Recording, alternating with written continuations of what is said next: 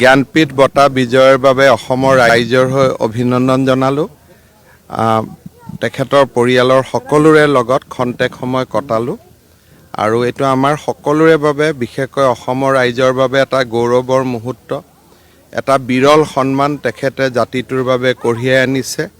তেখেতৰ দীৰ্ঘায়ু কামনা কৰিছোঁ আৰু তেখেতৰ আদৰ্শৰে বা তেখেতৰ যি বৌদ্ধিক চিন্তা সেই চিন্তাৰে যাতে আমাৰ অসমৰ আকাশখন সদায় উজ্বলি থাকে তাৰ বাবে কামনা কৰিছোঁ। কিতাপ মোক দিলে, অৱশ্যে তেখেতে বহুখিনি পুৰণা কথা ক'লে, নেঘেৰি টিঙৰ দৌল পৰ্যন্ত কথা ক'লে, কামাখ্যা মাৰ কথা ক'লে, নেঘেৰি টিঙৰ দৌলৰ কথা ক'লে আৰু লগতে তেখেতে এই যিটো সন্মান পালে মই তেখেতক ক'লোঁ আপুনি গম পাইছে নাই? কৈছে মই গম পাইছোঁ, মোৰ খুব ভাল লাগিছে। আৰু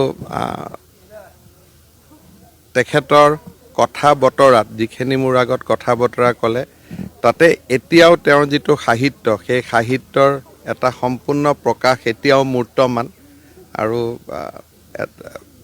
সকলোৱে যত্ন লৈছে। স্বাস্থ্যও ঠিকে আছে, মোৰ লগত খুব ধুনীয়াকৈ কথা বতৰা পাতিছে আৰু বহুদিন আগতে মই তেখেতক এটা অনুষ্ঠানত নিমন্ত্ৰণ জনাইছিলোঁ এটা পুথিভঁৰাল উদ্বোধনৰ বাবে। মোক তেওঁ সেইটোও মনত পেলাই দিলে যে তোমাৰ লগত একেলগে মই পুথিভঁৰাল উদ্বোধনৰ মিটিং কৰিছিলোঁ বুলি।